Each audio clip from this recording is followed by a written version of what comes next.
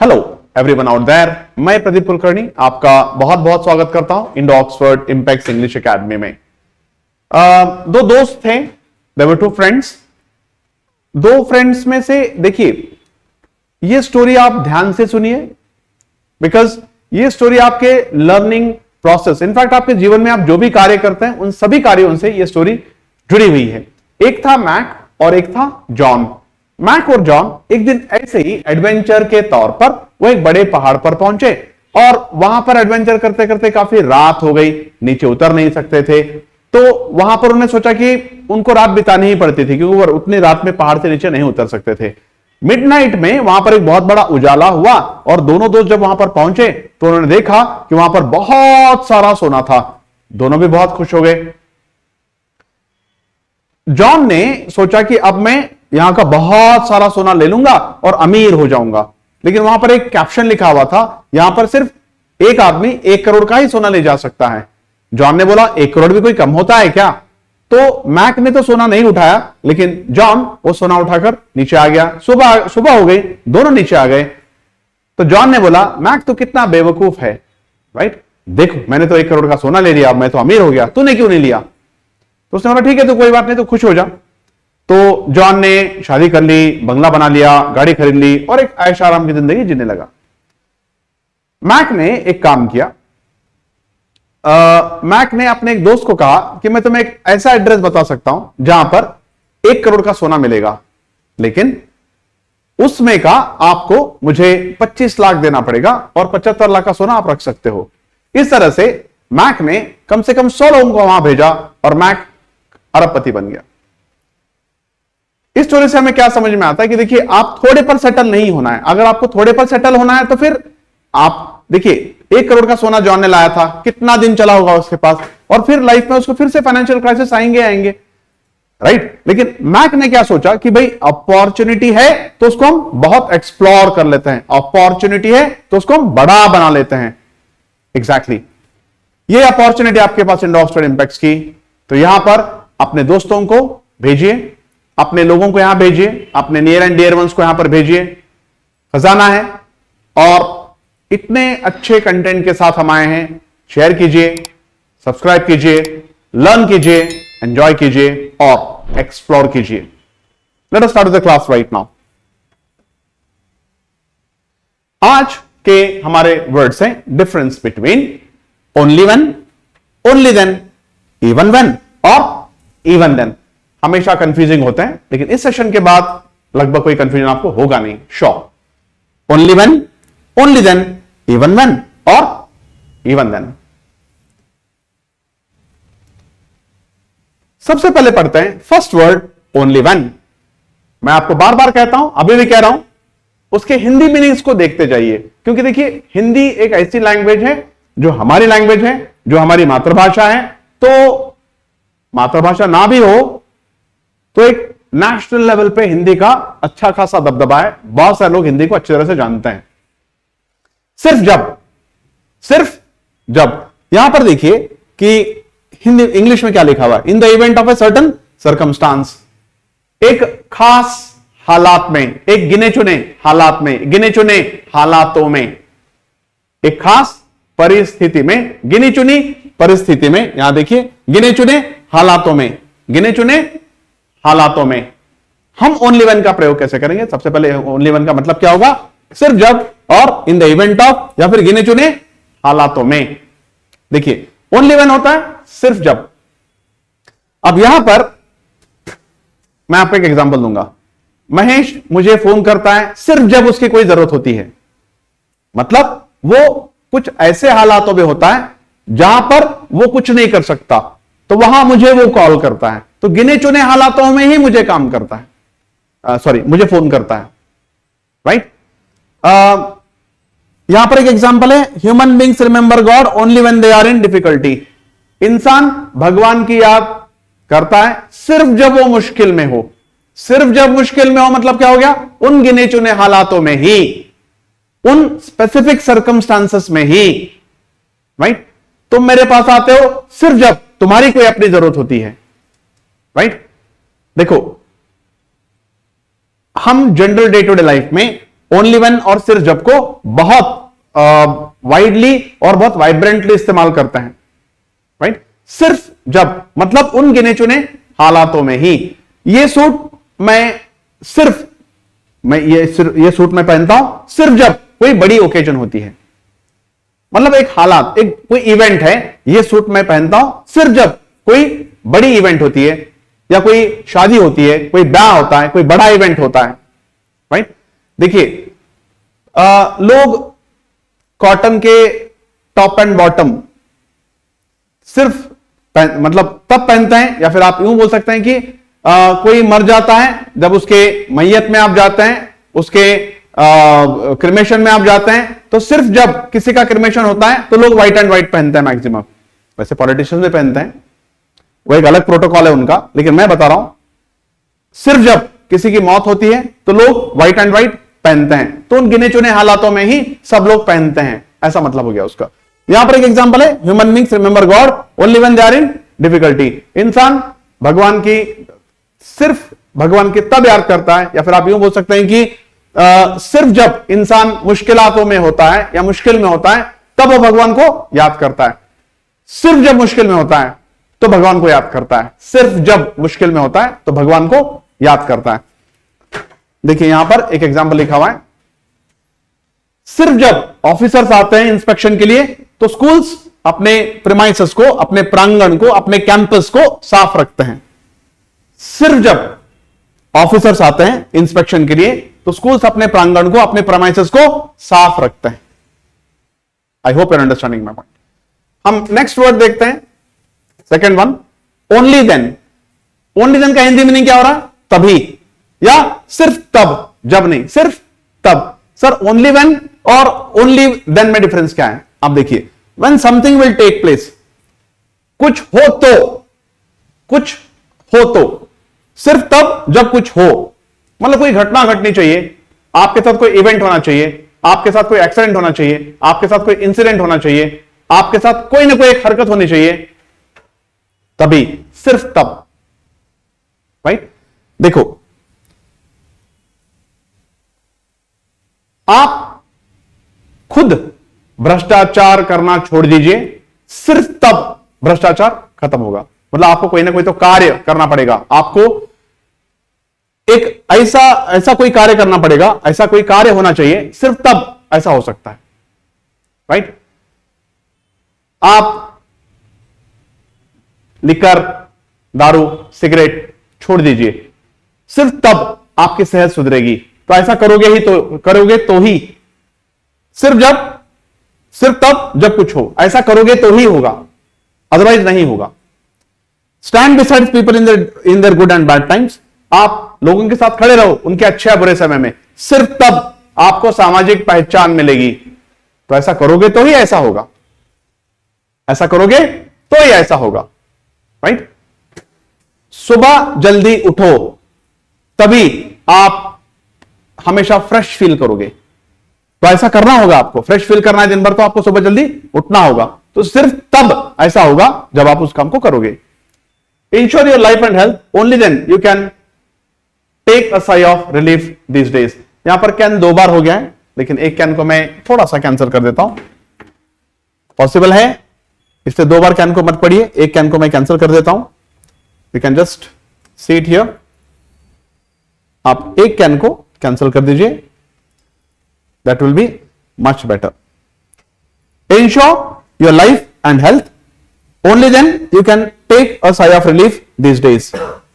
आप अपने जान का, मतलब जिंदगी का इंश्योरेंस कराइए, राइट, और आप अपने हेल्थ का बीमा करवाइए, आप अपनी सेहत का भी बीमा करवाइए, आप अपने जीवन का भी बीमा करवाइए।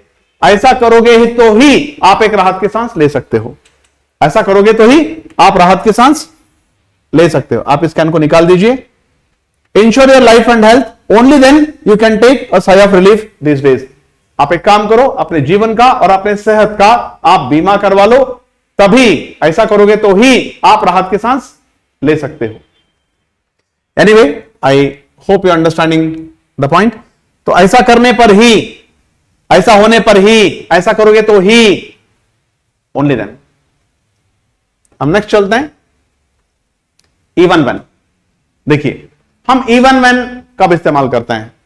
तब भी जब, राइट। देखो मैं अगर बोलूं कि संतोष तब भी बहुत सीधा साधा आदमी था जब वो ऑफिसर था। तब भी जब मतलब उसमें कोई फर्क अभी तक नहीं पड़ा। यहां पर आप देखिए, no difference has taken place, कोई डिफरेंस नहीं हुआ तब से लेकर अब तक, कोई बदलाव, कोई चेंज नहीं आया, अभी तक कोई फर्क नहीं आया, अभी तक कोई फर्क नहीं आया। यहां पर एक एग्जांपल दे रहा हूं मैं आपको, Ramu sold tea for ₹5 a cup even when we were in high school. देखो रामू ₹5 कप चाय बेचा करता था तब भी जब हम हाई स्कूल में थे, मतलब तब से अब तक कोई फर्क आया क्या?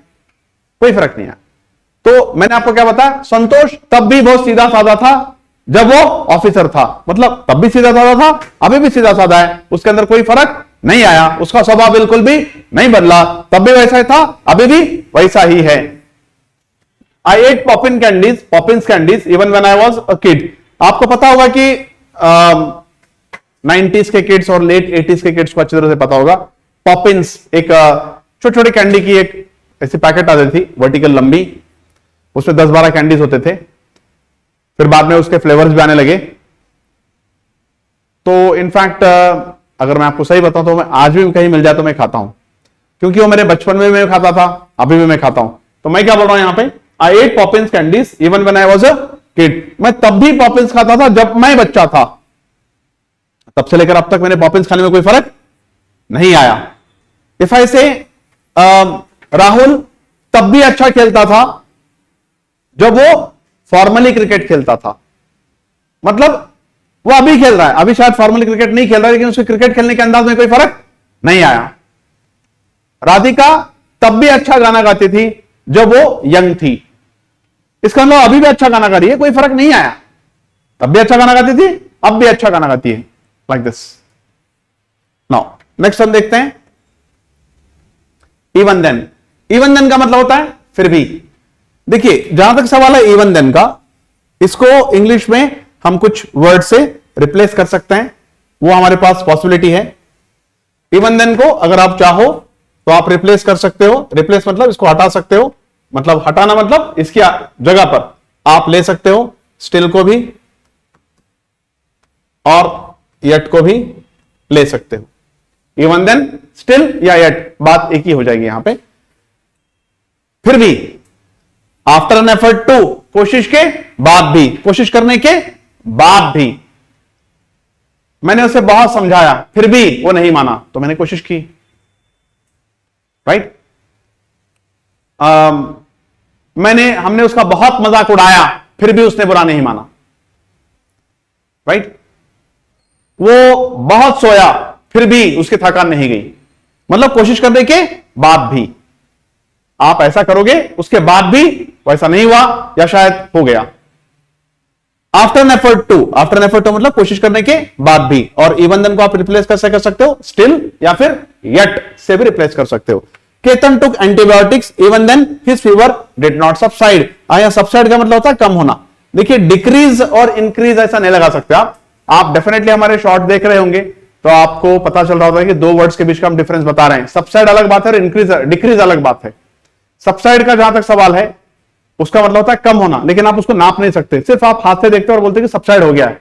लेकिन इंक्रीज डिक्रीज तब बात होती है, बात आती है जब आप क्या बोलते हैं थर्मामीटर लेकर उसको गिनते हो, राइट। तो इंक्रीज डिक्रीज मेजर किया जा सकता है, इंक्रीज और डिक्रीज को मेजर किया जा सकता है, लेकिन सबसाइड को मेजर नहीं किया जा सकता। कम हो गया है, जैसे मैं किसी के जिस्म को हाथ लगा के देख लो, हाँ तुम्हारा बुखार कम हो गया है, तो यह कम होने को क्या बोलते हैं हम? सबसाइड, कम होना।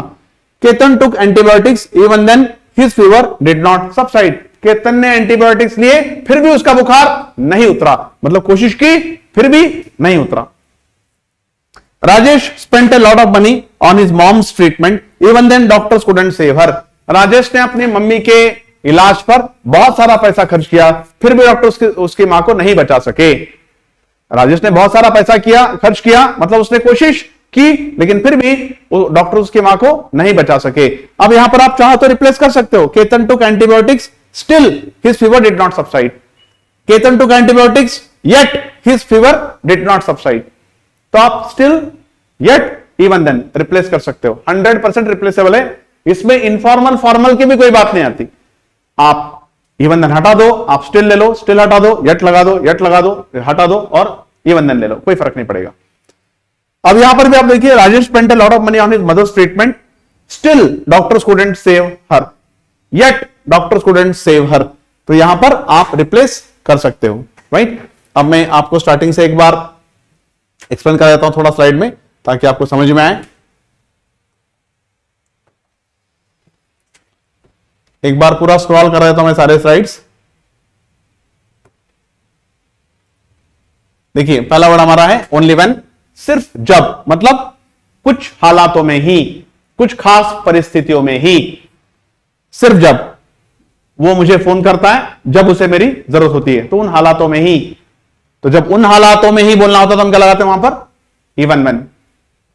नेक्स्ट हमने देखा ओनली देन, कुछ होगा तो ही, कुछ सॉलिड होगा तो ही, ऐसा होगा तो ही, राइट। वहां पर क्या लिखा है, ओनली देन।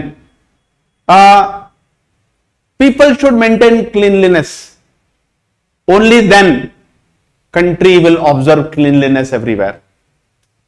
लोगों को सबसे पहले स्वच्छता का ध्यान रखना पड़ेगा, तभी देश में हर जगह स्वच्छता होगी। मतलब कुछ ना कुछ तो ऐसा होना पड़ेगा खास, तभी ऐसा कुछ होगा। तो यहां पर क्या लगेगा, when something will take place, सिर्फ तब जब कुछ हो।